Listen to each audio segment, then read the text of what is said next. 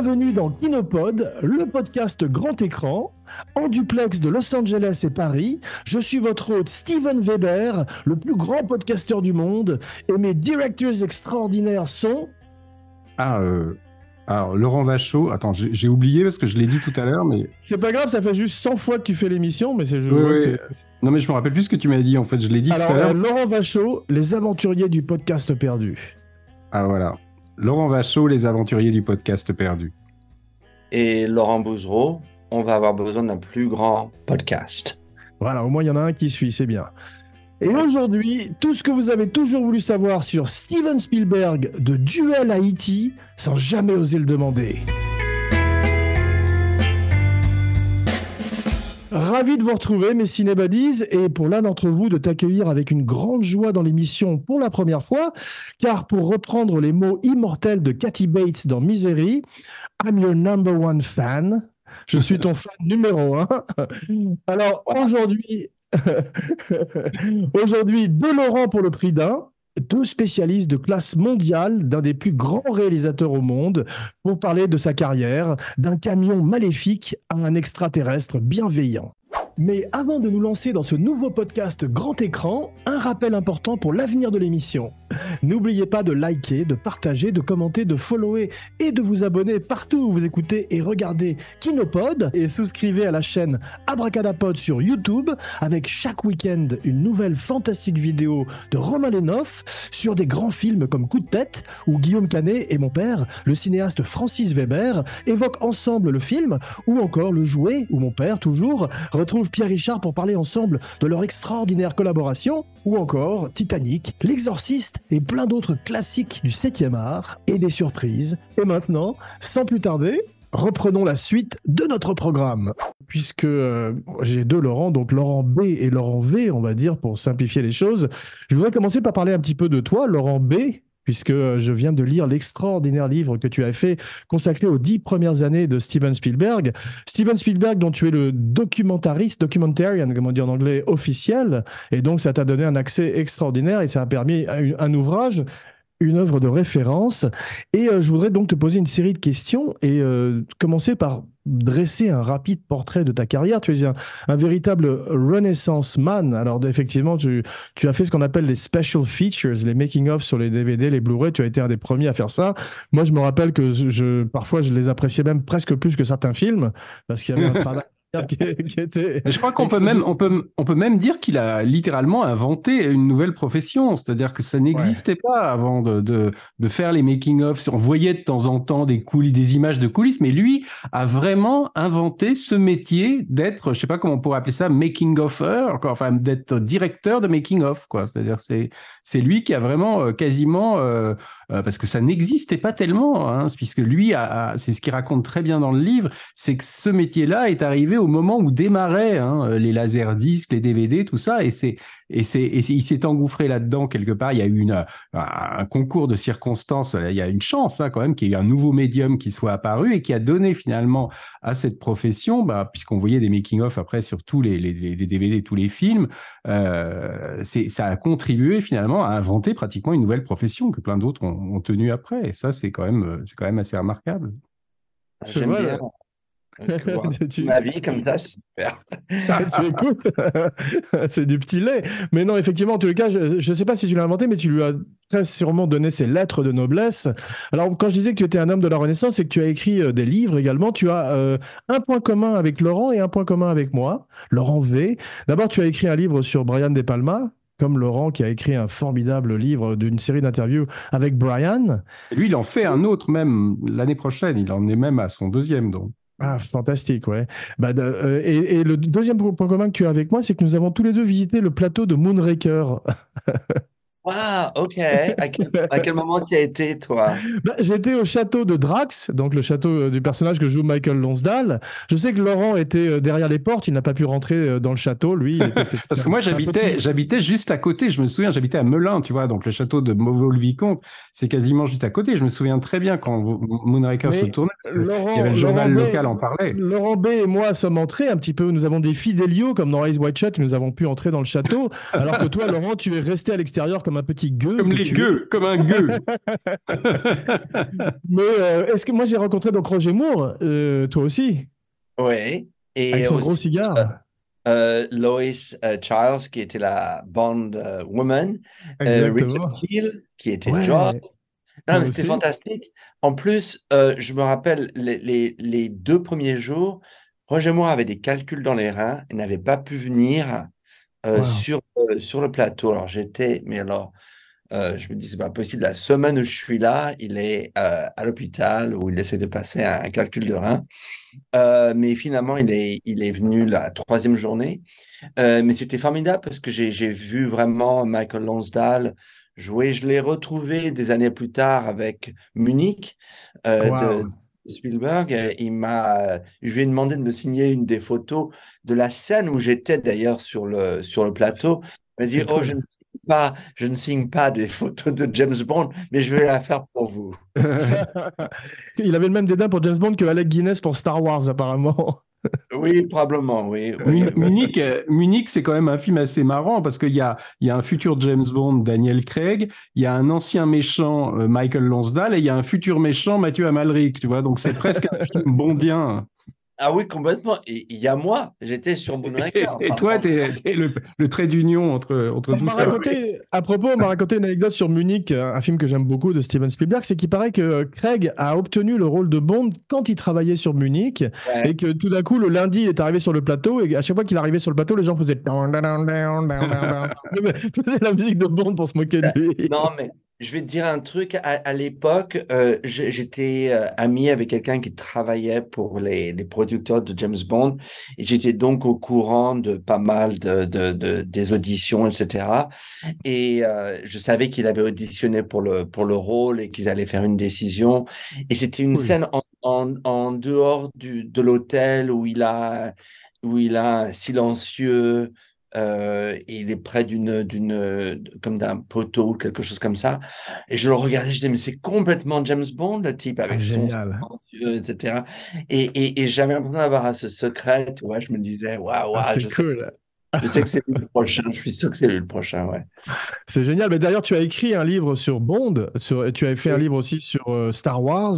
Et moi, je voulais te demander, pour terminer sur James Bond, parce que ça a été quand même une passion de Steven Spielberg, qui a fait son James Bond avec Indiana Jones, on va en parler un peu plus tard. Quel est ton Ouais. James Bond préféré, Laurent B? Ah bah c'est Moonraker parce que il y a ce côté un petit peu de découverte par rapport à mon premier plateau de cinéma. Donc, il y a cette... Ouais. Mais par rapport aux films en eux-mêmes, si je prends du recul par rapport à ma vision égoïste des choses, ça serait L'espion qui m'aimait. Ah ouais.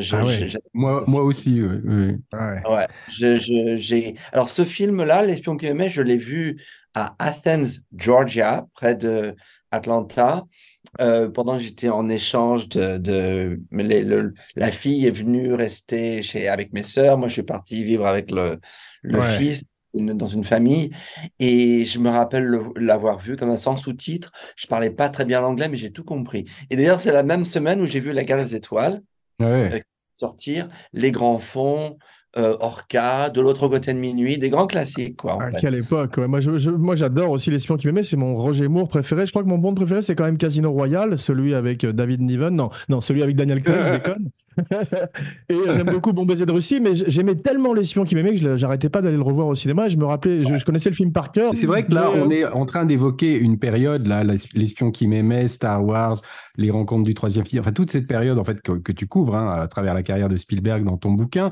Quand je lisais ton livre, je me suis souvenu en fait qu'il y avait un des traits de cette époque par rapport à aujourd'hui, qui avait quelque chose d'assez merveilleux, c'est on ne savait rien sur les films qu'on allait voir. ouais. C'est-à-dire moi, je rentrais dans des salles, je savais pas vaguement, je savais que ça parlait des ovnis, tu vois, mais je ne savais rien Non, d'autre. mais écoute, j'en parle dans le livre, mais j'en parle sans arrêt aux jeunes. Euh, et Quand j'étais voir Alien, Ouais. euh, la première fois, je ne savais pas ce qu'était ce film. Et hier, par exemple, j'étais l'hôte d'une projection des Dents de la Mer et j'essayais d'expliquer aux gens, essayez de visualiser la découverte qu'un film comme ça pouvait être sans savoir vraiment tout le vocabulaire qu'on connaît sur ce film aujourd'hui. Ouais. Et c'est quelque chose qui est complètement perdu parce qu'il y a des making-of, comme la mienne d'ailleurs. En fait, tu as tout ruiné avec tes making-of, c'est toi le coupable. Oui, et surtout en amont des films. Maintenant, quand on voit une bande-annonce d'un film, c'est carrément un résumé du film en 3 minutes. C'est vrai. Il y a un détail dans lequel je me suis complètement retrouvé quand tu en parles, hein, je crois que c'est moi quand tu parles au début de ton parcours, c'est que on achetait d'abord la musique qui sortait des mois avant Ouais, des fois, hein. C'est-à-dire que la musique était Ouais. disponible en France, chant Tu disque, parles. tu vois, et on fantasmait le film en écoutant la musique déjà. Et c'est un truc qu'aujourd'hui les gens ne peuvent plus C'est vrai. connaître, tu vois, ce que c'est que l'attente d'un film comme ça et le Les fantasme posters. et d'acheter les posters, enfin d'acheter Ouais. de commencer déjà à mettre en route une machine à fantasmer le film avant de le découvrir dans les salles. Et ça, c'est un truc que les spectateurs, les jeunes spectateurs d'aujourd'hui ne peuvent plus connaître, tu vois, parce qu'on est saturé d'informations aujourd'hui. Donc, alors je me demande jusqu'à quel point ça change pas aussi la perception des films. Non, non, mais c'est vrai, et je dois te dire, je fais un documentaire sur John Williams en ce moment, et je lui ai dit ça, je lui ai dit, j'ai découvert tous les films des années 70 à travers la musique d'abord. Ouais, c'est ça. Et je lui ai dit, la plupart du temps, avec les films de Steven, c'était toujours l'équivalent de la musique sublime, le film sublime. Mais il dit, il y en a quelques-uns, votre musique était tellement mieux que le film. Il me dit, donne-moi un exemple. Je dis, Monsignor, avec Christopher Oui, oui, oui. que tout le monde a oublié, j'espère, mais la musique est absolument sublime. Ça arrive beaucoup avec les western spaghetti aussi, où tu as des musiques incroyables Ouais, de aussi. Bacharach ou de Morricone qui sont supérieures au film. Ouais. Ouais, Non, mais par ouais. exemple, John Williams, comment le film avec Clint Eastwood dans la montagne, La Sanction, la musique est sublime, alors que le film, on peut pas dire que c'est peut-être un des meilleurs Clint Eastwood, tu vois. Donc des fois, il a Ouais. vraiment fait c'est comme Georges Delerue, comme tous les grands compositeurs, souvent la musique est meilleure que le film. N'oublions pas que en 1977, l'année de L'espion qui m'aimait, notre meilleur James Bond, moi, John Williams fait La guerre des étoiles, Rencontre du troisième type Incroyable. et Black Sunday. Ouais, ouais, Alors, c'est des incroyable. films qui durent plus de 2 heures en plus, des partitions mais absolument inoubliables. Incroyable.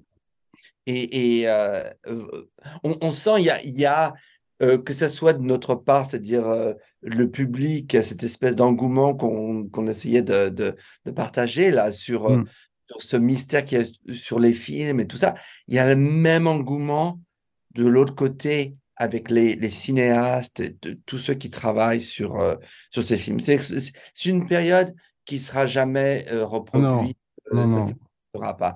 Et c'est un peu pour ça que j'ai fait ce livre au travers de Steven, en fait, mais c'était vraiment pour... Et c'est pour ça que je fais ce livre sur De Palma, parce que c'est centré vraiment uniquement de Ouais, c'est la même période. Ouais. Mm. à Blois, donc la même genre, la même époque. Euh, Mais anyways, c'est vrai, ouais. I'm going too fast, sorry. Non, non, mais c'est une lettre d'amour à Spielberg, mais au cinéma en général, ton livre, effectivement, et on le sent à chacune des pages. On va revenir d'ailleurs à Steven. La première fois que tu le rencontres, c'est en 1993 pour 1941. En fait, apparemment, tu lui professes ton amour pour le film. Il réalise que tu es une des seules personnes au monde à avoir aimé le film, et tout d'un coup, il te prend en sympathie. Oui, oui, je crois que c'est bizarre. Si j'avais su quand j'ai vu le film, je l'ai vu donc en France quand il est sorti, mais j'allais le voir tous les week-ends tant que ça a joué le film. J'étais obsédé par ce film et si j'avais su à l'époque que ça allait être ma carte d'entrée en fait dans Ticket une d'entrée, ouais. Mm. relation, qui dure maintenant depuis 30 ans, j'aurais dit c'est pas possible. Mais effectivement, c'est un film, c'est le dernier des films avec maquette, c'est le dernier des films avec vraiment des effets spéciaux sur le tournage, si vous voulez, au lieu du CGI, Ouais, etc. ouais. Le film qui a été un échec à sa sortie a été plus ou moins réhabilité aujourd'hui. Il y a beaucoup de gens qui l'aiment beaucoup, en fait, et on redécouvre le film un petit peu. Oui, complètement. Et en plus, ça, c'est pas vraiment un film qui a été, qui s'est planté au box-office, mais c'est surtout un film qui a eu des critiques absolument nulles. Ouais, Euh, euh, il a été moins successful que les deux d'avant, oui, donc forcément, mais, il a mais été perçu c'était pas considéré comme un flop. Hein. mm. Ouais. C'était pas vraiment le... Pas comme Sorcerer ou Mais des films comme ça. Ouais. Mm. voilà, exactement. 77 aussi, d'ailleurs. Ouais, L'année ouais. 77, Et c'est incroyable. Exorcist II, The Heretic aussi, tu vois, 1977. que j'adore d'ailleurs, Ah ben moi, je l'adore, mais avec un côté quand même un peu schlock, tu vois, où je trouve que le film est par moments génial, enfin, a l'air d'être incroyablement visionnaire, et en même temps, le scénario est celui d'un nanar par moment. Donc, ça fait un mélange parfois assez étrange On de en avait films parlé. inspirés. On Laurent, en on a en fait avait un parlé podcast longuement. On ensemble. a fait Oui, un oui. podcast dessus. On avait bien ri parce qu'avec quand tu as Richard Burton, ivre-mort dans le souk à la recherche de Kokumo, c'est très drôle quand même. comment? 1941, tu vois, moi, quand je me replace, bon, moi, je me souviens que c'était un film que j'attendais, mais comme jamais rarement j'avais attendu un film, parce que j'avais tellement adoré les deux précédents. Et moi, j'ai été comme tout le monde, j'ai été extrêmement déçu, Moi parce qu'à aussi, l'époque, ouais. je ne savais pas que ça allait être une comédie. Je pensais que c'était C'est ça. un film de guerre sérieux, tu vois, avec des scènes hyper spectaculaires. Et moi, comme je connaissais pas les gens du Saturday Night Live, tu vois, les John Belushi, Non. tout ça, Dinah Ouais. Croyd, bah finalement, moi, je me suis dit, mais c'est quoi ce truc, tu vois? Et j'avais trouvé que Spielberg était pas du tout doué pour faire des comédies burlesques, tu vois. Donc, et je l'ai réapprécié. Enfin, j'ai trouvé au départ que c'était un film où le total était inférieur à la somme des parties, un peu, quoi, tu vois, où je Ouais. trouvais qu'il n'y avait pas de. Et bon, après, je dis pas que je l'ai aimé, mais je l'ai un petit peu revu des années après, en appréciant effectivement le sens incroyable du mouvement, de la chorégraphie, le côté culbutos un peu de Spielberg, hein, qu'on voit beaucoup dans des films, tu vois, où tu as l'impression qu'on suit un personnage qui tombe dans des escaliers, qui après se rattrape au bord du truc, tu vois, qui dévale après une pente, tu vois, comme dans des... Ouais. Il y a ça dans Tintin aussi, par Comme exemple. Goldberg, Ruth Goldberg, Voilà. ouais. Mais où je Ouais. trouvais que c'était surtout des scènes visuelles époustouflantes comme ça, de mouvements, de machin, mais où je me désintéressais un petit peu de ce qui se passait. Et c'était la première fois, alors j'avais vu que 3 films de lui à l'époque, hein, mais c'était la première fois finalement que j'avais cette impression-là en voyant un de ses films. Donc moi j'étais un peu quand même comme le tout venant, quoi. J'avais été un petit peu quand même déçu par le film. Je peux pas dire encore aujourd'hui, même si je l'ai plus apprécié en le revoyant, Mais je peux pas justement, dire que c'est un film que je revois, quoi, tu vois. parlons un petit peu de Spielberg. Je suis pas sûr que la comédie soit son point fort quand même, parce que effectivement, bon, il injecte des éléments de comédie merveilleux dans Oui. ses Indiana Jones ou dans Catch Me If You Can. On trouve toujours une légèreté fabuleuse. Mais quand il doit faire une comédie dans l'esprit de Docteur Folamour, parce que c'est quand même une satire aussi ce film, je suis pas sûr qu'il soit complètement à la hauteur. Moi, j'avais aimé un truc à l'époque, c'est parce que j'étais au contraire très fan du Saturday Night Live, c'est Wild Bill Kelso, qui est joué par John Belushi et qui est une série de sketchs incroyable dans le film. Et il en parle. D'ailleurs, quand tu interviews Spielberg dans ton livre, il parle de Belushi et c'est très touchant ce qu'il dit. Ouais. Ouais. Non, écoute, je comprends ce que tu dis, Laurent, mais pour moi, je considérais déjà Spielberg comme un auteur, donc tout ce qu'il faisait pour moi, il y avait une fascination, parce que je disais, mais qu'est-ce qui l'a poussé à faire ça? Qu'est-ce qu'il a trouvé de bien en ça? Donc, j'essayais absolument pas de le ramener à moi ou de le critiquer, Oui, mais là, j'avais c'était un scénario qui venait pas de lui, hein. C'était ce que Oui, c'est tu ça, vois exactement. bien. Et je trouve que le film, il y avait tellement de références à ces autres films, dont le début du film qui est une Les Dents de la parodie Mer. Ouais. des Dents de la Mer. Et immédiatement, je m'amusais à regarder toutes ces références. Et j'évoquais un peu le côté le vieux cinéma avec des effets spéciaux, Oui, oui, des oui, oui. maquettes, etc. Mais il se passe la même chose à l'écran, c'est-à-dire que vous avez Oui, oui. des vieux acteurs et vous avez la nouvelle génération des acteurs qui font cette espèce de mayhem, comme on dit en anglais. Ouais. Mais je trouve que c'est ça qui est intéressant dans le film, c'est que c'est la représentation, en fait, de ce qui se passe dans le cinéma, en fait, cette espèce de révolution où il y a un passage entre le classique et la nouvelle génération de cinéastes et d'acteurs. Ce qu'on avait Et, un peu dans It's a Mad, Mad World ou dans Elsa Poppin, effectivement, ce côté burlesque avec 2 générations d'acteurs qui s'affrontent comme ça, et ça, c'était bien ouais, foutu, ouais. ouais. Il y a, pour revenir au début, donc moi je voudrais parler un petit peu de Duel avec toi parce que c'est un film qui est incroyablement toujours spectaculaire aujourd'hui, qui a été tourné je crois en 12 jours et qui au départ était un film pour la télévision et qui est sorti en Europe sur les salles et c'est très mérité parce que c'est un suspense haletant et j'ai été frappé à quel point c'est une espèce de précurseur de Mad Max, le premier de George Ah oui? Miller. Oui. Ouais. Ah oui, d'accord. En particulier la personnalité du camion, je crois qu'ils ont fait un casting de camion comme on lit dans ton Oui, livre. Et oui. c'est vrai qu'aussi bien dans Sorcerer ou dans Mad Max, tous les véhicules ont une véritable personnalité propre en fait. Et c'est le cas de ce camion, avec l'idée géniale qui est déjà, j'ai appris en lisant ton livre, dans la nouvelle de Matheson, qui est qu'on ne montre jamais ce conducteur. Et ça, c'est fantastique. Oui, et d'ailleurs, pour moi, c'est un film supernaturel. C'est un Voilà. film fantastique. C'est un film que tu peux interpréter complètement comme si c'était un fantasme qui se passe dans sa tête. Est-ce que les Ouais. choses se... Parce que vraiment, tu as énormément de gens qui ne réagissent pas de la même façon que lui au camion. Bon, c'est vrai qu'il saccage complètement une ferme de serpents. Mais la femme qui est à la tête de cette gas station, je ne trouve pas mes mots en français, je suis un peu comme... C'est pas grave. Désolé. Elle réagit plus à ses cages qu'au camion lui-même, si vous voulez.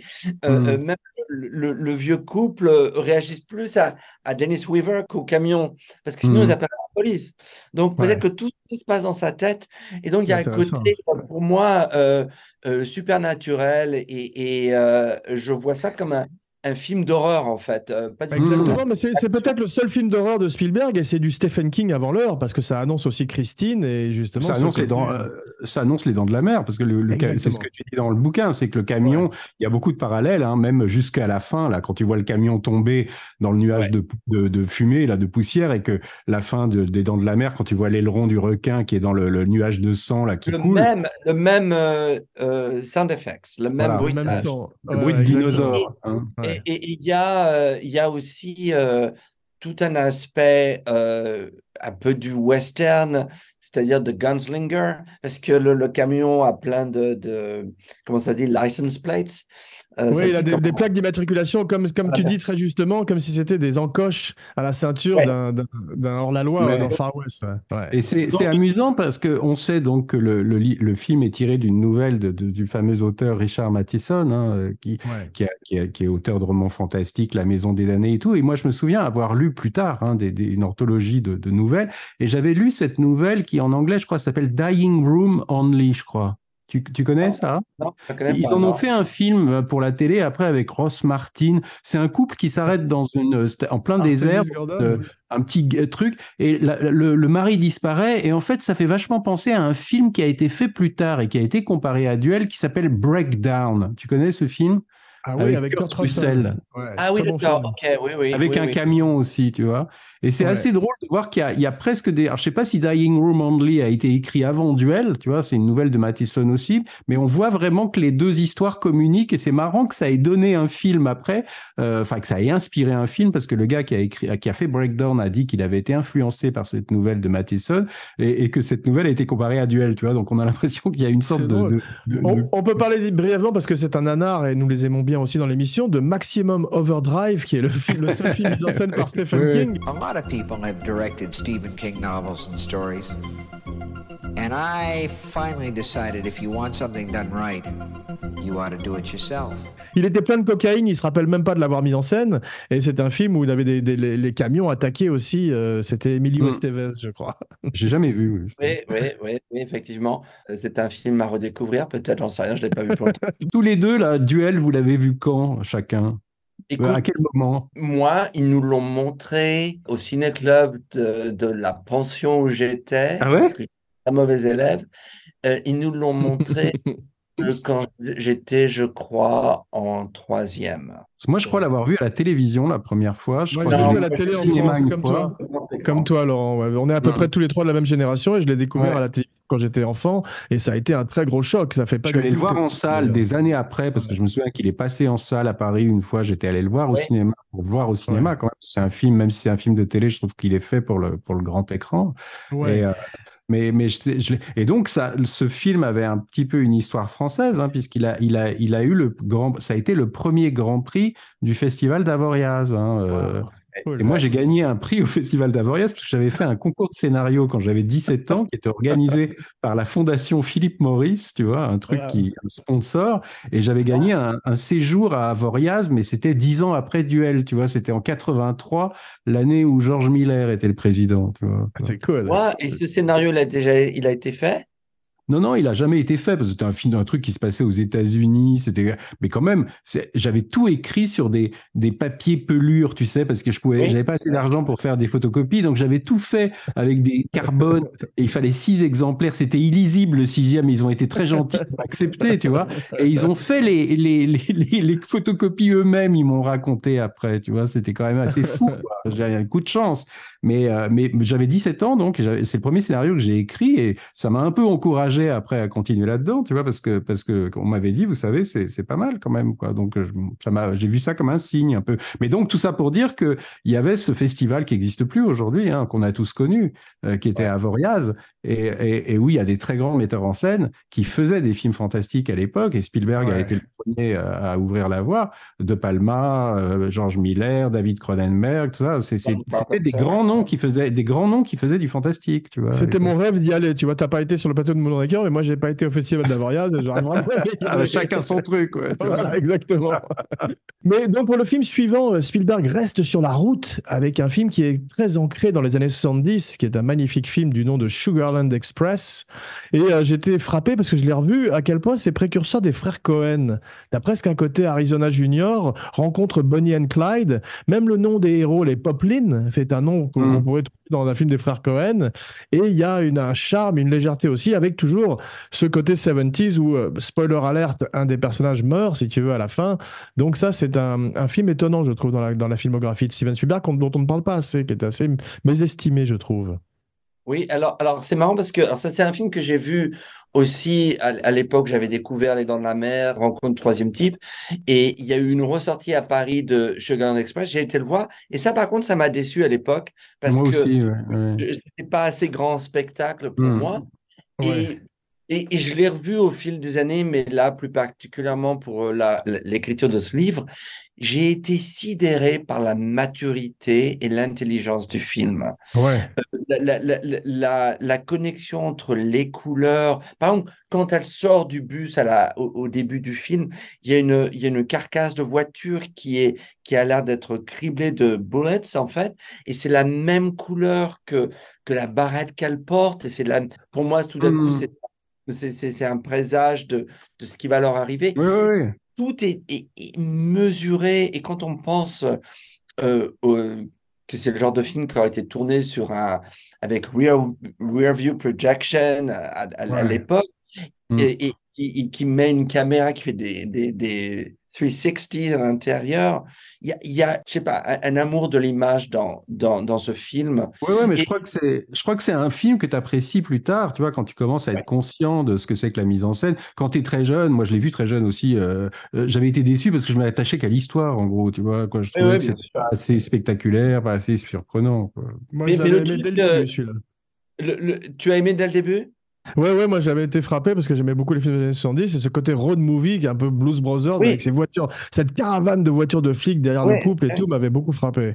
Et vous savez, moi, oui. je l'ai vu à la télé la première fois, Sugarland Express, et je me demande si c'était pas au dossier de l'écran, tu vois, C'est possible, hein. Armand Jameau. dans les années 70 ou 80, tu vois. Le Ouais. premier film que j'ai vu au dossier de l'écran, c'était un film qui s'appelait The Omega Man. Comment ça s'appelle en Ouais. français? Le Survivant avec survivant. Charlton Heston. C'est marrant J'adore. parce que moi, j'ai découvert plein de films dans cette émission, un mythique, Oui, le oui, dossier oui. d'écran. Et Non, il y mais a il y a un mois, j'étais dans un restaurant à Paris et qui je vois rentrer, tu sais, Alain Jérôme, le gars qui présentait ça, tu sais, le Ah oui, c'est pas présentateur Armand du dossier Jameau, de ouais, l'écran. c'est Alain Jérôme. Je suis allé le saluer parce que je dis, vous savez, franchement, vous faites partie de ma jeunesse parce que le nombre de films que j'ai découvert dans cette émission, tu vois, c'était Mais quand même le pas rien. survivant, c'était formidable. Il y avait un méchant qui s'appelait Mathias qui était terrifiant, tu te rappelles? non, mais attends. Ce que je voulais dire sur ce film, si je me rappelle, quand j'étais très jeune, j'étais super. J'avais peur de tout, et mes parents le savaient. Et j'avais pas le droit de voir certains films, etc. Ils annoncent Le Survivant. Je venais de voir Ben-Hur, les Dix Commandements. Je dis, ah, mais c'est Charlton Heston, ça peut pas être, ça ne peut être que biblique. Euh, euh, mais le fameux, comment il s'appelait? Alain Jérôme ou Armand Alain Germain? Jérôme, Alain ouais. Jérôme, je me suis trompé, ouais. D'accord. Euh, euh, D'abord, la musique du début de cette émission faisait Ah oui, super. oui. C'est Il y la avait un musique cause. de la musique de l'Armée des Ombres de C'est Melville, tu ça. vois. Ah d'accord, ok. Ouais. Donc c'est une musique vraiment avec une impression de peur presque. Et ils annoncent que le film a un rectangle blanc. Alors pour Ouais. ceux qui sont vraiment super jeunes, quand il y avait un rectangle blanc à la télévision française, ça voulait dire carrément c'est pour les adultes. Alors je dis à mes parents, je dis il faut à tout prix que je regarde ce film. C'est Charlton Heston, c'est Ben-Hur, c'est Moïse. Tu peux le regarder, mais alors si tu as peur, hein, tu viens pas tu viens. Je n'ai pas dormi de la nuit. Ce C'est terrifiant. Mathias et, Mathias. Matthias. Et à la fin, quand, la petite amie de Charlton Heston est révélée aussi avoir C'est une est devenue mutante. un zombie, en fait, Ouais, ouais, ouais. mais Et j'ai eu une peur. c'est Richard Matheson aussi, puis C'est ils ont fait également le film Richard avec Matheson, Will ouais. Smith après. Ouais. Exactement, I I Am Am Legend. Legend.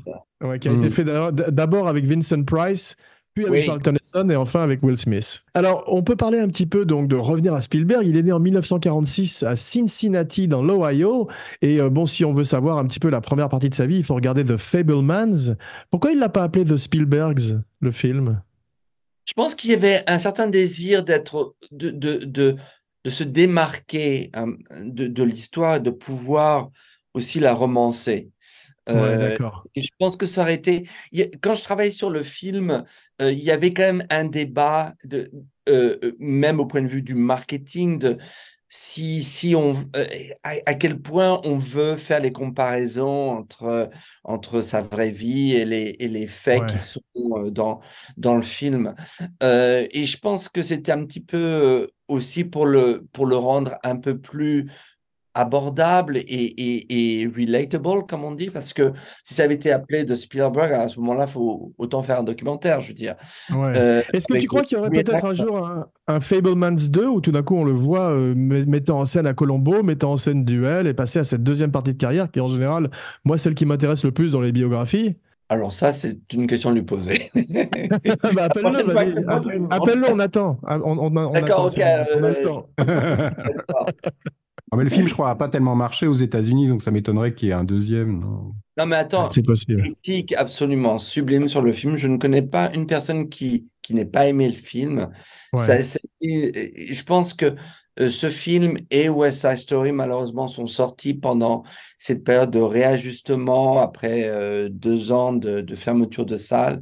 Et je pense que c'est des films qui auraient eu une autre vie si ça avait été dans le monde Mhm. avant le Covid. Quand on sortait dans la rue pendant le Covid, t'avais vraiment l'impression d'être dans Le Survivant, dans Omega Man par moment. Ah, complètement, complètement. C'est le seul, c'était la seule satisfaction, je veux dire, de cette horreur, c'était de se dire, mais ce n'est qu'un film, ce n'est qu'un film. C'est vrai. Laurent V, est-ce que tu as Mhm. vu les téléfilms qu'a fait Spielberg après qu'il ait fait son Columbo extraordinaire? Il a commencé donc avec Columbo et avec une belle carrière à la télévision. Something Evil et Savage. Non, non, j'ai vu aucun des deux, ceux-là. Laurent B, tu les as vus, j'imagine, ouais. Ah oui. Ouais, et ils sont pas, c'est pas du tout comme le Colombo. D'ailleurs, Savage, c'est pas du tout quelque chose qui est intéressant, mais Ok. Something, c'est intéressant parce que c'est sorti la même année que le livre L'Exorciste, et Ouais. ça a des petits échos sur Poltergeist. Un Ah, peu c'est aussi. ça. On sent, et d'ailleurs il en parle, il m'en a parlé, c'est qu'on sent qu'il veut vraiment faire un film. Ouais. Pour parler un tout petit peu de Poltergeist, on dit tout souvent que c'est Spielberg qui l'a mis en scène. C'est vrai ça ou pas? Ou il était Alors ça, simplement très présent? je pense que le mystère continuera tant qu'il n'y aura pas, Ouais, Toby Hooper n'est plus tant qu'il n'y aura pas un qui voudra bien en parler. Mais ceci bien dit, sûr. c'est un film qui est que Spielberg, dont Spielberg a écrit l'histoire, et il y a vraiment son empreinte. Euh, Ouais. Ça avait été une collaboration. Moi, je trouve que c'est une bonne chose. Je pense pas que ce soit une mauvaise chose que Toby Hooper, qui n'avait pas la même maturité de réalisateur que Spielberg, collabore avec Je suis Spielberg et d'accord. extraordinaire. Moi, c'est l'été où je suis parti m'installer aux États-Unis. C'était Ah ouais. l'été de E.T. et de Poltergeist. Pour moi, c'était deux chefs-d'œuvre et, et, et vraiment, ça m'a jamais intrigué ce genre. Oh, qui est-ce qui l'a réalisé? Ça m'a jamais intrigué ni intéressé d'ailleurs parce que Ouais. le résultat est sublime.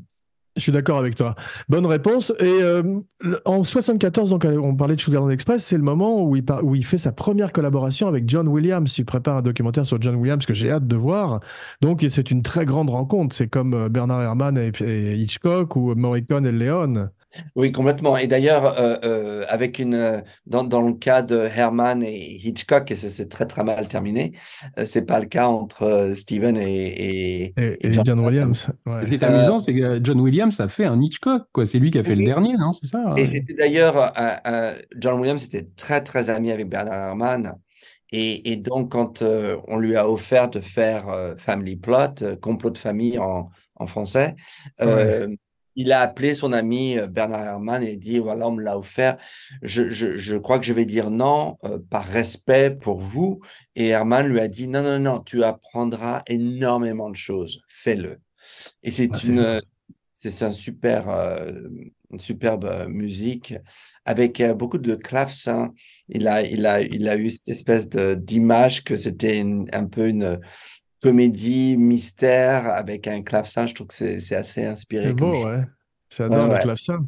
En 1975, donc Jaws, il devient ce qu'on appelle, on va parler un petit peu anglais maintenant, household name. Tout d'un coup, ça devient un metteur en scène vedette avec ce film extraordinaire. Et certaines personnes disent que c'est un peu la fin des années 70, c'est le début du blockbuster et c'est la fin de cette ère de films un peu sociaux, etc. Et on entre dans un cinéma plus grand spectacle, plus popcorn d'une certaine manière, mais ça reste quand même un film très 70s quand on le voit avec une distribution magnifique. Et basé aussi sur un roman qui avait défrayé la chronique de Ouais, Peter Benchley, qui est pas mal d'ailleurs, qui est un super roman que j'ai lu avant de voir le film. Et c'est un film dont, effectivement, tu sais, les effets spéciaux du film, c'est-à-dire le requin, aujourd'hui, ça serait fait en CGI. Mais pour ouais, moi, tu regardes le film, c'est du réalisme surréaliste. Hmm. En fait, c'est ce que j'appellerais en anglais elevated art. C'est-à-dire ouais. ça devient abstrait parce que l'histoire est tellement bien réalisée, les personnages sont gigantesques. Am I making sense? Tu vois ce Ouais, que ouais, je veux dire? absolument. Très, très bien. Je comprends très bien ce que tu veux dire. Et c'est un film exceptionnel, donc il n'a pas vieilli du tout. Vas-y, Nous, Laurent. quand on a fait notre podcast sur la Tour Infernale l'autre jour ensemble, on disait Ouais, un truc, tu vois, je dis ça pour Laurent, c'est qu'on a revu la Tour Infernale, que moi, j'avais pas vu depuis très longtemps et qui est un de mes films catastrophes préférés, tu vois. Et je me suis Moi rendu aussi. compte, en fait, comment Les Dents de la Mer, finalement, bah, est pratiquement dans la continuité de ces films-là. C'est-à-dire qu'il y a la sensibilité de Spielberg, après, qu'il différencie de la mise en scène de Guillermin, qui est pourtant pas mal, hein, que moi, je trouve très, très, très efficace. Mais tu vois ouais. qu'en fait, le personnage de William Holden, c'est un peu Murray Hamilton dans Jaws, tu vois. C'est-à-dire Oui, qu'il y a un petit peu Ouais. toujours le même dispositif. L'architecte, c'est un peu le shérif, et t'as McQueen, le pompier, c'est un peu Quint. Tu vois, t'as l'impression Robert qu'on Shaw, ouais. retrouve un petit peu les mêmes genres de personnages que ces films catastrophes de l'époque. C'est-à-dire ça, tu te dis fait par un metteur en scène lambda, Jaws, ça aurait pu faire un film comme la Tour Infernale, tu vois, avec une ribambelle de stars, Charlton Heston en Roy Scheider, tu vois. On voit quand même, je trouve pas qu'il y a encore une rupture avec le vieux cinéma de l'époque. Enfin, si on peut appeler ça le vieux cinéma, disons le cinéma de studio vraiment plus traditionnel, parce que Spielberg, quelque part, contrairement à Bogdanovich, Friedkin, même De Palma ou Scorsese, c'est de toute cette génération-là, c'est quand même celui qui est le plus un cinéaste de studio aussi, tu vois, sans que ça ait rien de péjoratif, hein, mais qui est quelqu'un qui s'épanouit en tout cas dans ce système-là, tu vois. non, et il y a effectivement dans la Tour Infernale, et je suis à tes côtés sur ça, c'est un film qui m'a énormément marqué. Écoute, hier soir, cette projection des Dents de la Mer, on m'a offert l'affiche géante de la Tour Infernale Ah ouais? j'en ai Wow. déjà, et de Tremblement de terre, et de Damien Omen 2, enfin bref, les grands Et la Tour classiques. Infernale, c'est John Williams aussi qui est le Voilà, exactement, c'est musicien, ce que tu j'allais vois, dire, quoi. c'est que c'est John Williams qui fait la partition, non seulement de la Tour Infernale, mais de Tremblement de terre et Poséidon. de l'aventure du Poséidon. Mais il y a effectivement cette espèce de modèle, c'est-à-dire comment sont les personnages. Tu retrouves ce que tu as décrit pour les Dents de la Mer et pour la Tour Infernale, tu trouves ça dans le Tremblement de Terre, tu trouves ça aussi Ouais. dans le Poséidon. Hein. C'est des microcosmes de vie, de De société. l'Amérique, quoi. Des microcosmes de De l'Amérique, un l'Amérique. peu. Et tu sais, j'ai organisé tout un truc à la Cinémathèque aux États-Unis. D'ailleurs, j'ai montré la Tour Infernale. J'ai invité la petite fille qui est sur les Ah épaules ouais, de Paul de Newman. Paul Newman. Et pour Tremblement de Terre, j'ai invité Geneviève Bujold et on a fait la séance en sound surround. Ah Et ouais. c'est Cool. incroyable. J'avais oublié, mais c'était fantastique. Mais ça existe encore, le système? Oui, Ils oui, l'ont oui, encore? oui, ils ont amené le système, ils l'ont fait, c'est une espèce de bande sonore. Enfin, j'ai appris un peu comment ça marchait. Et tu avais carrément, tu recevais de l'air tellement c'était. Je me suis dit, ah, j'espère que le building il est bien construit parce que ça allait s'écrouler. Mais c'était incroyable. Après la fin de Tremblement de Terre, les gens se sont mis à applaudir. D'abord, la salle était bondée. Et les Mhm. gens me remerciaient parce que c'était moi qui avais organisé ça. Des jeunes, des super jeunes, comme si c'était moi qui avais réalisé le film. Ils étaient dommage. I had nothing to do with that. Et même chose pour la Tour Infernale. Et par contre, j'avais aussi programmé Black Sunday et personne n'est venu pour Black Sunday. Ah Mais bon? par contre, ouais, c'est un film qui est en fait maudit, en fait, j'ai l'impression. Oui, que les gens Mais connaissent pas, ouais, qui a pas eu de ouais, succès à l'époque, hein. ouais. Spielberg refuse de faire Les Dents de la Mer 2. C'était pas une époque où les suites étaient très glorieuses parce Attends, qu'aujourd'hui, non, non, attends, attends, je te Oui. corrige. Je te Ah, corrige. vas-y. Ça s'appelle Les Dents de la Mer, deuxième partie. Ah, Parce que C'est de la bravo. non, merdeux. Les Dents de la Mer 2, c'est pas le même film. Merci. J'apprécie Ils ont ta changé le titre. précision. Ils ont dû changer le titre en France. À Le cause de Ah, film à ça, cause de Les Dents ça. de la Mer, deuxième partie, parce que le les dents de la merde. Ouais. réalisateur qui était en français des Dents de la Mer numéro 2, c'était Janos Vark a dit, mais on ne peut pas appeler ça les Dents de la Mer 2. Ouais, parce qu'il est français, il est français, Janos Farc, donc il savait lui, ce Oui, que ça voulait oui, dire. Ouais. français, oui, C'est oui. Enfin c'est bref, drôle. Steven, il m'a dit que la raison pour laquelle il ne voulait pas faire la suite, c'est qu'il n'arrivait pas à comprendre qu'un requin allait revenir dans la même ville. Ah ouais, bien sûr. Mais tu sais, c'est comme dans celui avec Michael Caine, carrément, le requin traverse tout l'océan pour les poursuivre jusqu'aux Bahamas. Le requin a une vendetta contre la famille Brody. Et c'est un petit peu ce qui se passe dans les justiciers dans la ville, où tout d'un coup, la famille de Bronson se fait agresser et violenter pendant 6 fois, tu sais, 6 suites. À chaque fois, c'est toujours difficile à Ouais. justifier. Ouais, Ceci dit, Les Dents de la Mer, deuxième partie, n'est pas un mauvais bravo. film du tout. Hein. Ouais, C'est pas un mauvais film du C'est la tout. Je meilleure trouve des suites, oui. que c'est la meilleure ouais. des suites. Et c'était à l'époque, je crois, d'après ce que Zanuck m'avait dit, c'était la première fois qu'un film, une sequel, marchait autant que l'original. Ça a Ouais. marché C'était un autant? Ah succès, bon? Ça a marché autant? c'était un succès énorme. Je me rappelle d'une fantastique tagline qui était Just when you thought it was safe to go back in the water. Ah ouais. J'avais l'affiche dans ma chambre, je me souviens de la fille en ski nautique avec Oui, le aussi. requin qui jaillit derrière. Et quand Jure. j'avais vu le film, je me souviens, j'avais été jaloux, j'avais été déçu parce que, en fait, il arrive par en dessous. Moi, je pensais qu'il allait vraiment sortir comme ça. Mais c'est un meg, Non, t'as vu, mais, c'est pas un requin normal sur l'affiche, ouais. Ouais. non, mais c'est intéressant parce que j'ai l'impression que Vacho et moi, on avait les mêmes Ouais. murs. Ouais. Tu sais, Ah, moi, j'avais la première, j'avais Les Dents de la Mer numéro 1, puis après, quand le deuxième est sorti, j'ai mis l'affiche du numéro 2, tu vois. Moi, j'avais Derrière la porte verte et Gorge profonde. I'm not surprised. Non. Moi, j'avais la malédiction aussi, tu vois, quoi. Moi, Et j'avais acheté le disque de la malédiction de la musique parce que j'étais trop jeune pour le voir, tu vois. Donc, j'écoutais la musique avant de voir le film. C'est drôle. le truc qui est vraiment marrant, c'est que quand j'étais jeune et que j'avais justement toutes ces affiches tapissées, je croyais que j'étais la seule personne au monde et je me sentais vraiment super isolé, super anormal, qui était fasciné par ces affiches et ces films. Et de savoir tant d'années plus tard que j'ai vraiment des homonymes un peu partout, ça rassure, ça fait plaisir.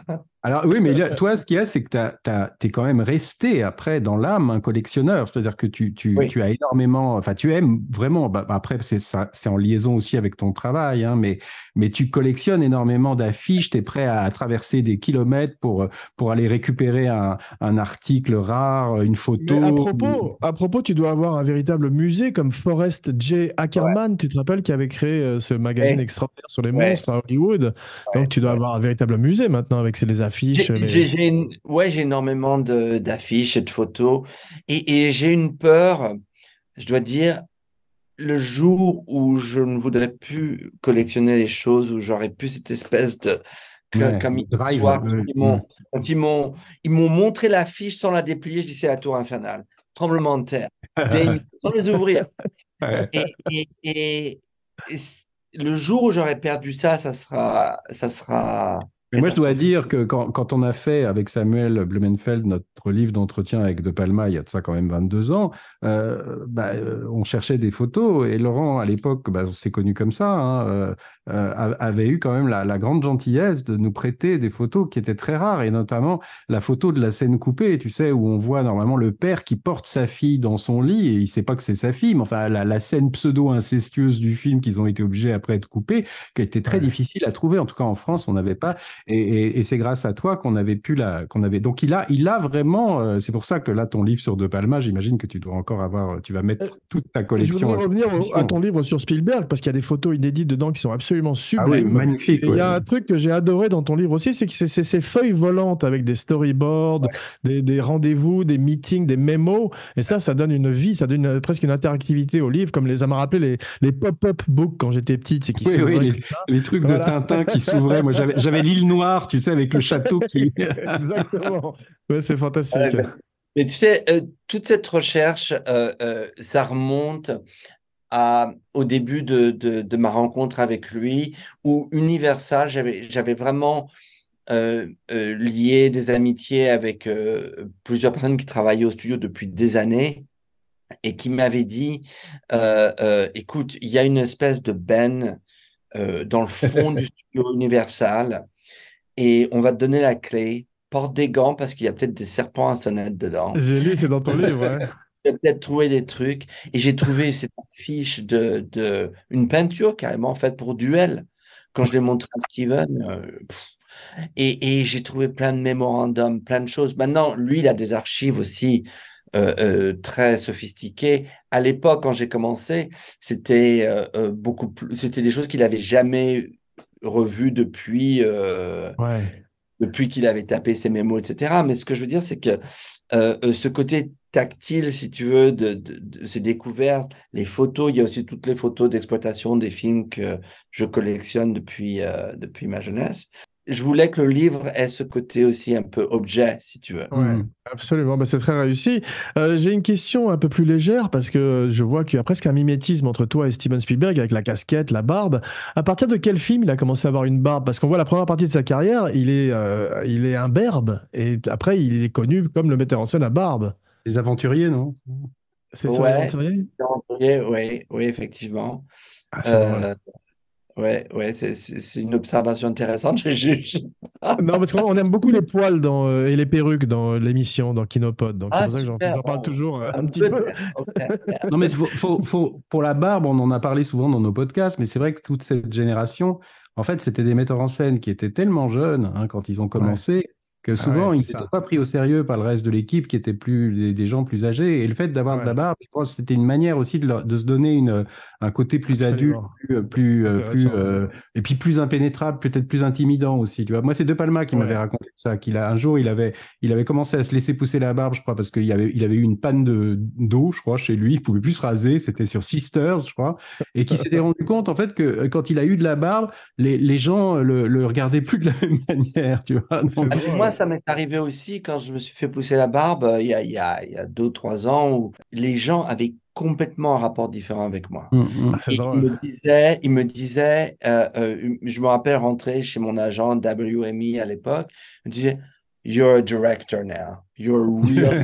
Parce que Spielberg n'a plus jamais été imberbe. J'ai pas d'image de lui imberbe dans les films qui ont suivi, par exemple, E.T. E.T., je crois qu'il y a eu des moments où il était imberbe encore, mais toutes ces dernières années, je veux dire, toutes ces 20 dernières années, je crois qu'il a toujours eu la barbe. Hein, quoi. Revenons à un film sur lequel il n'a pas la barbe, qui est Rencontre du troisième type. Ouais. Moi, j'avais une question, parce que j'ai souvent entendu raconter cette anecdote, et je ne sais pas si elle est vraie, tu vas peut-être pouvoir me dire, Laurent B.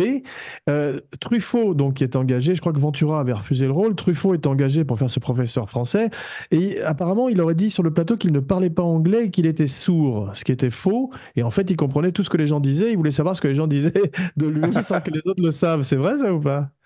Écoute, j'ai jamais entendu cette histoire. La seule histoire qui ressemble un peu à ça, c'est Truffaut dit la fameuse phrase he belongs here more than we. He belongs here more than we. Et Steven dit ok, on coupe. François, est-ce que tu peux faire la scène en anglais? Et Truffaut dit je viens de la faire en anglais.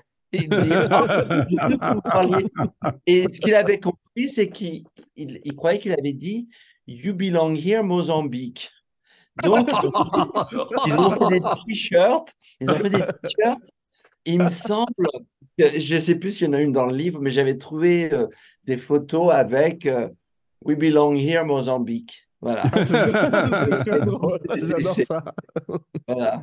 Mais je l'ai rencontré tout complètement par hasard dans une boutique où j'allais dans... Oui, tu le racontes dans le livre. Ouais. Et on a parlé de Spielberg, on a parlé d'Hitchcock, et j'étais complètement baba parce que il est entré dans la boutique au moment où je disais Truffaut ci, Truffaut ça. Synchronicity. À propos de son naturel, ouais.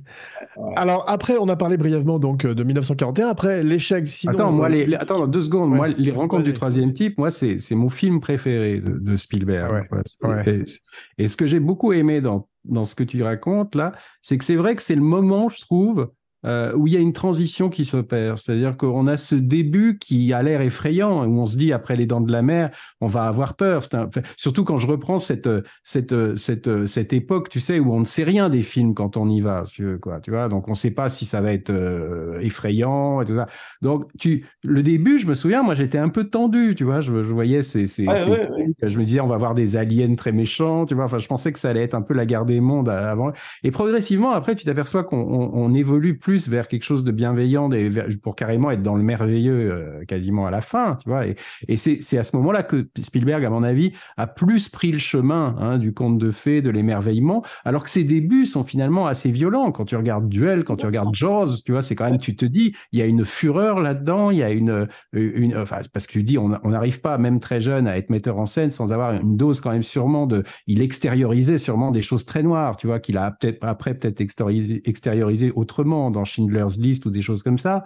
Mais après, c'est là quand même qu'il y a un virage, je crois. Et tu le dis très bien dans ton bouquin, il part vers, je dirais pas quelque chose de plus sentimental ou de plus rassurant ou de plus grand public, mais en tout cas, c'est un film marquant pour ça. Et autant, moi, par moment, j'ai pas du tout adhéré à d'autres films un peu lénifiants, tu vois, comme ça. Autant dans ce film-là, ça me gênait pas du tout parce que je trouvais ça complètement surprenant, en fait, de commencer comme un film d'horreur et de finir vers quelque chose finalement d'assez feel-good un peu, quoi, tu vois. Oui, non, tout à fait. Écoute, ça a été un petit peu. Je suis heureux que tu mentionnes ça parce que ça a été un petit peu une découverte pour moi en voyant le film et en analysant ces 10 premières années que c'est pendant les Rencontres du troisième type qu'il y a cette transition d'un autre Steven, en fait, de possibilité d'auteur. Ouais. Et la conversation, je crois pas qu'il en parle moi j'avais vu une autre interview, je crois, avec James Lipton. Je sais pas, je crois pas qu'il en parle dans l'entretien là, mais il y avait un truc assez beau, c'est que la conversation finalement entre la musique et l'ordinateur, c'était un peu son père et sa mère, quoi, tu vois. C'était que le père était spécialiste des ordinateurs, la mère était dans la musique. Et quand tu vois cette scène où tu as l'ordinateur et la musique, tu vois, qui se répondent, on a l'impression que qu'il essaye de refaire le dialogue des parents, quoi. Et c'est quelque chose d'assez. Moi, ça me touche plus que To the Fabelmans, tu vois, ça, finalement. Jolie lecture. Oui. Ça, c'est incroyable. Oui, il va falloir que je fasse une deuxième édition. Je crois qu'il y a une scène, moi j'avais vu, tu sais, ça s'appelle l'Actor Inside the Actor's Studio, tu sais, de James Lipton. Et Spielberg était invité une fois, et je crois que c'est James Lipton qui lui faisait remarquer ça, tu vois, qui lui disait ça. Et en fait, il se disait, mais j'y ai jamais pensé, mais c'est vrai, tu vois. Et c'est vrai que tu peux plus, moi, depuis que j'ai entendu ça, je peux plus revoir la scène de rencontre du troisième type de la fin de la même manière, tu vois. C'est très beau. Quand j'ai décidé de faire ce livre j'ai revu tous les films et je me suis dit, il faudrait à tout prix que je trouve un trait d'union entre tous ces films. Qu'est-ce qu'ils ont en commun? Et je l'ai partagé avec Steven quand je l'ai revu et on a eu d'autres discussions. Et je lui ai dit, j'ai remarqué que dans Duel, le point commun, en fait, c'est le foyer. Et la menace, soit de perdre son foyer, soit de se réunir comme dans Duel, soit d'essayer de reconstruire son foyer comme dans Sugar Express et en fait Les Dents de la Mer aussi. Et Rencontre troisième type, partir de son foyer. 1941, c'est l'attaque sur le foyer avec une maison qui tombe à la fin. Hein, les aventuriers de l'Arche perdue. Vous avez un homme qui est vraiment sans foyer. Et E.T., c'est E.T. Phone Home. Il m'a regardé et il m'a dit, I guess I've never been far from home. J'ai jamais été loin de chez moi. C'est beau aussi, ça, ouais. Ouais, j'ai trouvé ça poétique. Mais ce que tu dis sur les rencontres du troisième type, c'est que c'est un petit peu un film sur la lumière aussi. C'est-à-dire que ça commence complètement dans le noir, et puis ça, c'est l'allégorie avec le cinéma aussi. C'est-à-dire que ces personnages qui ont des visions qui leur apparaissent, qui veulent réaliser après avec des croquis, avec des sculptures, c'est un peu finalement l'allégorie du metteur en scène, si tu veux. Et moi, j'avais jamais vraiment pensé à Rencontre du troisième type comme ça, si tu veux. Mais quand tu le vois, finalement, l'importance de la lumière dans tout le film, même lui, il travaille à la compagnie d'électricité, tu vois, Roy Neary. C'est-à-dire qu'il y a tout un truc avec l'enfant qui ouvre la porte, tu vois, cette espèce de lumière super aveuglante, tu vois, enfin, il y a tout un truc sur la lumière dans le film, si tu veux, qui est presque une lumière divine, un peu, hein, comme les films de Cecil B. DeMille, un petit peu comme ça, mais c'est une vraie allégorie du cinéma. C'est ce début complètement dans les ténèbres avec cette espèce de musique qui monte, et tout d'un coup, tu as l'explosion de musique qui correspond avec l'explosion de lumière du premier plan, tu vois, quoi. Et qui est l'opposé du début de la guerre des étoiles. Exactement. Avec la musique. Mais tu sais, il y a deux trucs que je voudrais dire, c'est que la logique du cinéma avec Steven, c'est ça que j'adore chez lui. C'est par exemple, je lui ai dit, comment est-ce que Ben Gardner, dont la tête sort dans la mer, je dis, comment il est mort? Le requin l'a bouffé, il n'a pas aimé la tête, il l'a acheté ou. C'est vrai qu'on se. Il me dit, j'ai jamais pensé je voulais juste faire peur aux gens, j'ai jamais pensé comment. Parce que c'est une scène qu'il a tournée après, ça. Hein. Il trouvait qu'il manquait un truc. Oui. Et dans les rencontres de troisième type, j'ai eu la même réflexion pour lui. Je dis, vous savez, c'est intéressant quand le grand spatial arrive, il ne descend pas du ciel. De terre. Il sort de terre. Et je trouve ça, et c'est ça qui rend Spielberg le visionnaire. C'est que we don't question it. Tu vois, ça fait partie de l'univers. Tu vois, moi, quand j'ai lu ça dans ton bouquin, ou quand tu dis, on a l'impression que là, quand tout d'un coup le vaisseau arrive derrière Devil's Tower, on a l'impression que ça sort de terre. Mais en fait, moi, quand j'avais vu le film, j'avais même pas pensé que normalement, il aurait dû arriver d'en haut, tu vois. C'est-à-dire, je m'étais pas posé la question. Il sort de terre à la manière des extraterrestres de la guerre des mondes, peut-être. Ouais, mais parce que je crois aussi que, comme on a vu tellement de soucoupes volantes arriver avant, tu vois, qui viennent du ciel, je crois en fait que tout d'un coup, le clou du truc, le plus gros, sorte comme ça. Finalement, tu l'acceptes parce que ça aurait été le premier que tu vois, peut-être que tu te serais posé la question en te disant, mais d'où il sort, tu vois. Et je crois que comme il y a eu tout le cirque avant avec on en a vu quand même beaucoup dans le film. Il y a toute une trilogie, il y a toute une. Les poissons pilotes, un peu. J'avais lu le livre de J. Allen Hynek, je me souviens, tu sais, quand j'étais gamin. Dans la collection J'ai lu, tu sais, il y avait une collection de poches qui s'appelait J'ai lu, où il y avait plein de bouquins comme ça. Et je me souviens que j'avais acheté ce bouquin et je l'avais lu à l'époque, tu vois. Donc c'est lui qui a inventé le terme rencontre du troisième type. Du premier, du deuxième, mais il y a aussi un aspect dans le film, c'est le côté supernaturel du film. Parce que, en fait, Spielberg veut que ce film soit complètement l'opposé de la guerre des étoiles, c'est-à-dire que c'est science, fact, hein, pas science fiction. Et la seule chose, c'est qu'il y a tout un aspect supernaturel que la plupart des gens ne perçoivent pas forcément. C'est Sur le que vieillissement. si vous êtes capturé par les aliens, Tu vieillis plus.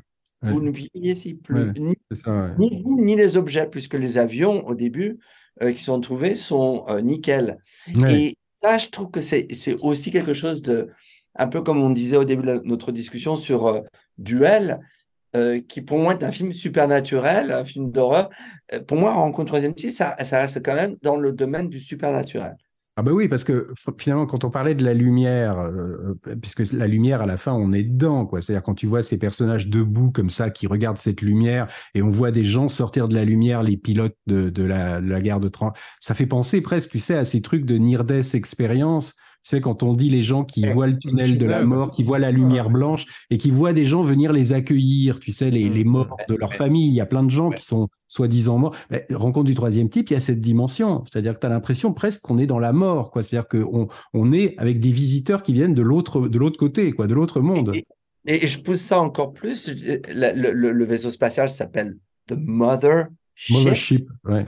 Et Dreyfus, à la fin, puisqu'il ne va pas vieillir, il retourne dans le ventre maternel. Ouais.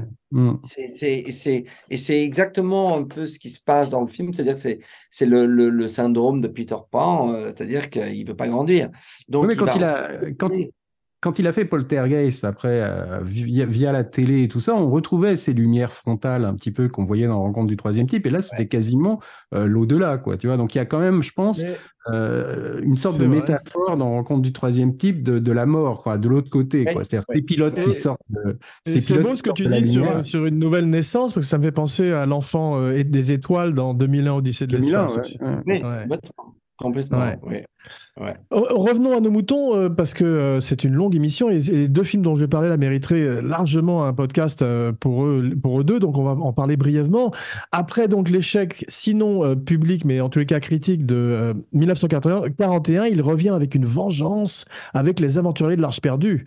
Extraordinaire blockbuster que j'ai vu en salle comme vous probablement, et qui tout d'un coup peaufine, parfait, l'art du blockbuster. Il enlève tout le gras des films et il n'y a plus qu'un film haletant du début à la fin avec cette extraordinaire bande-son de John Williams dont tout le monde se rappelle.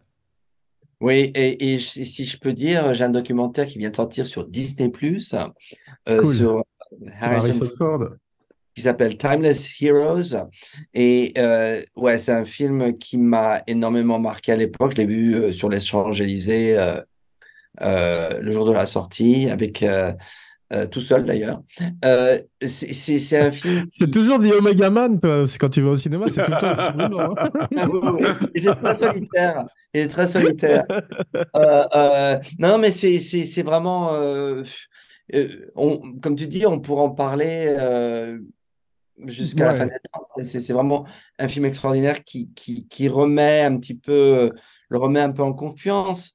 Ce qu'on peut dire aussi quand même, c'est que c'est le film où il y a les deux géants de l'époque, enfin Lucas et Spielberg, qui décident plutôt d'être des concurrents, qui décident tout d'un coup de s'unir, quoi, tu vois. Ce qui m'a frappé, c'est la modernité du film et à quel point ce serait un blueprint pour les films Marvel comme Les Gardiens de la Galaxie ou tous ces films qui reprennent ce mélange justement d'action, d'aventure et en même temps avec un héros qui est très humain au centre du film. Donc ça, c'est timeless, comme tu dis. Et surtout à l'époque où le film sort, c'est quand même après Superman, après James Bond, etc. Où vraiment c'est un peu l'anti-héros un petit peu, où vraiment il se fait mal à chaque fois. Exactement. Il n'aime pas les serpents, etc. Mais j'ai toujours eu cette question aussi, puisqu'on parle de logique.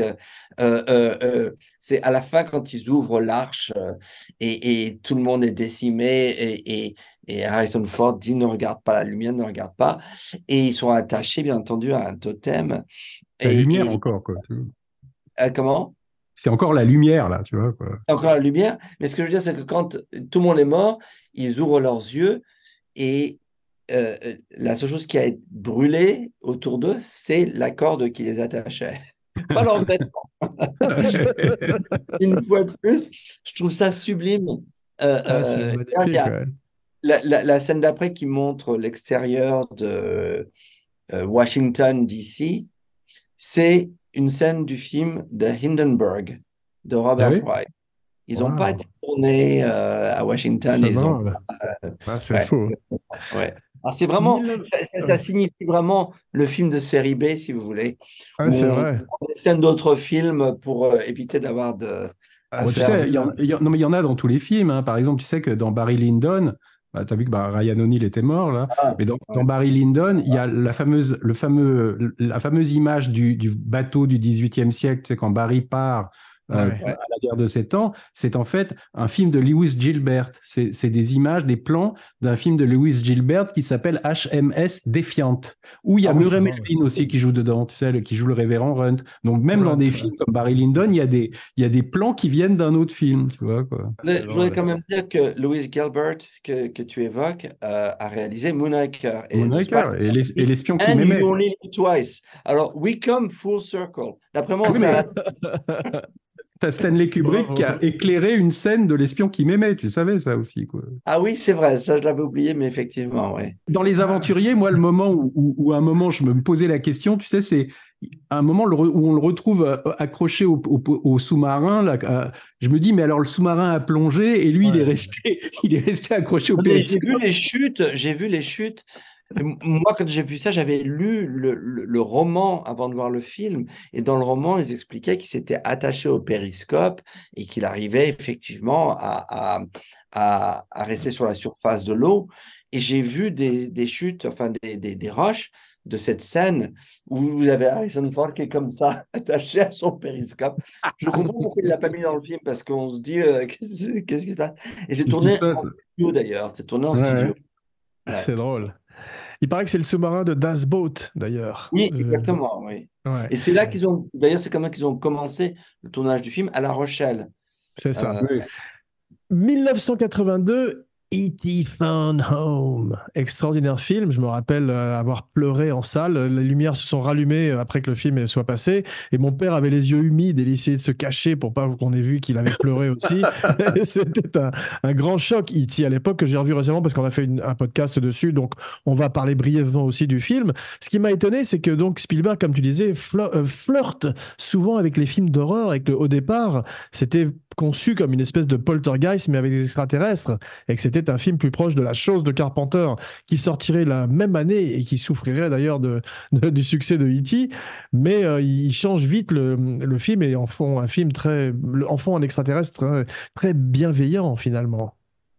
oui, et c'est un petit peu euh, le, l'autre phase de Rencontre du troisième type, où tu as un homme à la fin de Rencontre du troisième type qui décide d'abandonner sa famille. Mm.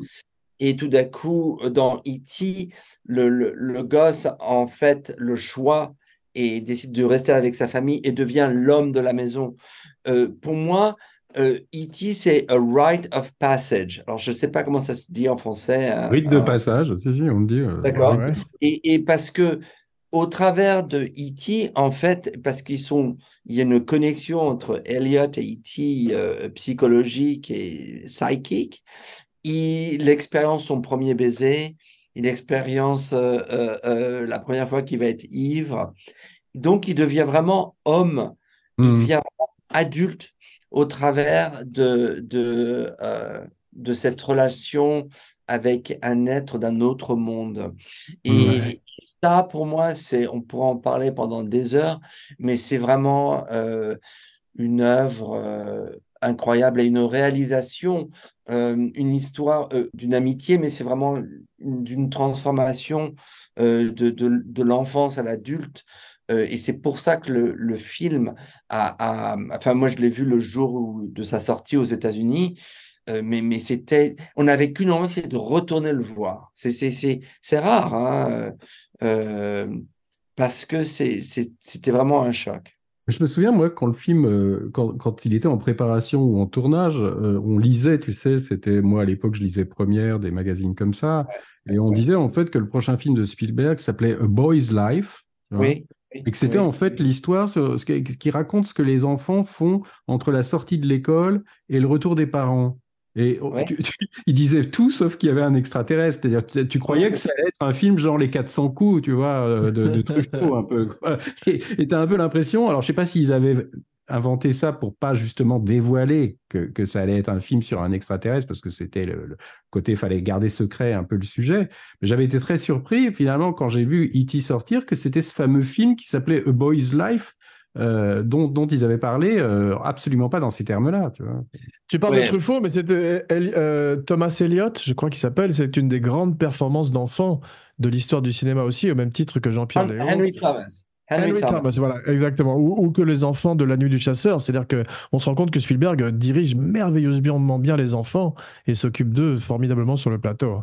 Je dois dire, quand j'ai fait mon documentaire sur E.T., donc il y a des années, et il avait, Steven, il avait un vault, une pièce où il y avait plein de cassettes VHS, vidéo, etc. Et je vois test, audition, Henry Thomas. Je le mets dans le lecteur de cassette et c'est l'audition de Henry Thomas. Et Wow. c'était mais incroyable. Et vous pleuriez rien qu'en regardant l'audition. Et C'est on là où il entend. pleurait parce qu'il évoquait la mort de son chien, je crois. Il Voilà, pleurait c'est lui ça. aussi. Extraordinaire. On entend Steven qui dit OK, kid, you got the job.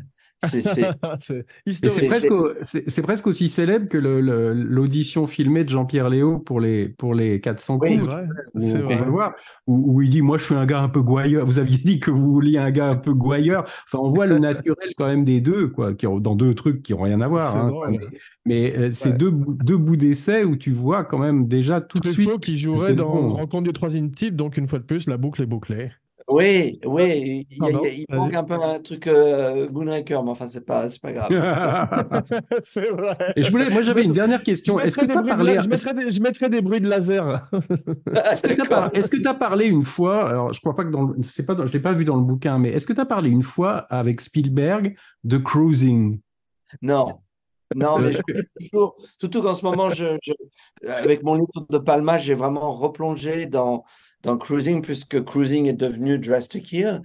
Ouais, mais ils ont tous Et les deux, moi, De Palma m'avait raconté qu'il avait rencontré Spielberg pour la première fois quand Spielberg était venu à New York pour faire les repérages de cruising et qu'il Wow. l'avait emmené dans des décors à Greenwich Village par Margot Kidder qui les avait présentés. Tu vois, il m'avait raconté ça parce que tous les deux, en fait, s'étaient intéressés à ça. Mais ce qui est drôle, c'est que moi, quand j'avais appris ça, j'avais demandé après à Billy Friedkin des années plus tard et Friedkin m'avait dit quelle aurait été la carrière de Spielberg si, à la place de Sugarland Express, il avait commencé. Alors, ça n'aurait pas été le même cruising que celui de Friedkin, mais que celui de Palma, d'ailleurs. ou celui de De Palma. Mais on peut se poser la question comment ce metteur en scène, qui finalement est devenu le metteur en scène le plus à succès du box-office, s'il avait commencé quand même par un film aussi quand même assez curieux comme ça, problématique même, est-ce qu'il aurait eu la même carrière ou alors est-ce qu'il aurait fait un bid et il aurait fait ses succès après, tu vois? Mais comment ça aurait changé sa carrière probablement, peut-être, tu vois? On peut peut-être faire un film qui serait un petit peu comme It's a Wonderful Life. Oui, et si le type se Et, réveille, en fait Spielberg est un type, tu sais, qui n'a Steven, pas eu de le succès, film quoi. Cruising, et Tu sais, comme et- le film, toi, tu as pas vu ce film qui s'appelle Jean-Philippe, tu sais, où on voit Johnny Hallyday, mais qui est resté Jean-Philippe Smet parce qu'il a raté son audition et il est dans un monde où il est un patron de bowling, tu vois. D'accord. Dans les mots immortels d'Al Pacino. Ouah. Bien, merci mes cinébuddies. Laurent B, j'ai toujours eu envie de t'avoir dans l'émission. Je suis fan, comme je te l'ai dit, dans les mots cette fois-ci immortels de Jack Palance dans Batman 1989. You're my number one guy. Donc tu reviens quand tu veux. C'était un grand plaisir. En tout cas, bravo pour ce livre, encore une fois. Hein. Franchement, que moi, j'ai pris Non. un grand plaisir, parce que pourtant, je connais vraiment beaucoup de choses sur Spielberg, mais j'ai vraiment appris énormément de choses en lisant ça, quoi. Écoute, une fois de plus venant de toi, c'est mieux qu'un compliment, c'est mieux qu'un compliment. Vivement la deuxième partie sur les 10 prochaines années. Hein. Ben, tu sais, c'est marrant parce que c'était pas du tout mon intention, mais Si, il faut j'aimerais le faire, bien, il faut le faire. Ouais. oui, ouais, on verra. Mais je dois dire que c'est super sympa de se parler comme ça. Jean, Ah j'admire ouais. ton entendu. Donc, mais tu es super sympa et c'est vraiment, ça me rappelle pourquoi je suis amoureux du cinéma quand je parle avec des gens comme vous. Alors, je vous Bah écoute, c'est remercie sympa de parce que m'avoir nous, invité. on adore vraiment. Moi, Pareillement. franchement, j'avais vu tous tes documentaires, même avant qu'on Ouais. se connaisse, hein, quoi. Et moi, ce qui me touchait, et je suis sûr que Jean partage le même sentiment, c'est que comme on est de la même génération, on retrouve, même si toi, après, tu es allé aux États-Unis et tout ça, mais on retrouve finalement le même moment. C'est-à-dire, on a tous commencé à aimer le cinéma au même moment avec les mêmes films, hein. C'est-à-dire, Ouais, c'est ça ouais, qui est ouais. quand même qui Absolument. est touchant quand on lit le livre, quoi. C'est aussi l'itinéraire d'un cinéphile, quoi. Laurent V, je suis aussi très fan de toi, comme tu le sais, mais toi, tu es un des piliers du show, un cinébuddy extraordinaire. Ouais, ouais, Donc, on tout se à fait. retrouve très vite pour un podcast grand écran. En attendant, n'oubliez pas de liker, de partager, de commenter, de follower et de vous abonner partout où vous écoutez et regardez Kinopod. À propos, likez et souscrivez à la chaîne Abracadapod sur YouTube avec chaque semaine des invités prestigieux, des surprises et les fantastiques vidéos de Roma Lenov, son Katia Lazareva. Et maintenant, comme le veut la tradition, voici venue l'heure de dire vos noms et vos phrases signatures, la fameuse catchphrase. Laurent V, tu ouvres la voie. Alors, Laurent Vachaud, bonjour chez vous, comme le numéro 6, quoi. Laurent B, si tu as une petite phrase signature, une petite catchphrase en fin d'émission, ce que tu veux laisser à nos auditeurs comme souvenir, ta part de liberté. Ah ben, c'est une question très intéressante. Je dirais, c'est un mot qui me rappellera Truffaut à jamais. We belong here, Mozambique. Voilà. Très bien, ouais. Parfait. Je fus Jean Weber, le boy wonder du podcast. Et maintenant, tous en chœur avec moi. Farewell and adieu to you fair Spanish ladies. Farewell and adieu to you ladies of Spain. On peut pas l'empêcher de chanter. Wow. Bon, bah super. I wasn't expecting that. Ça, c'est Spécial dédicace.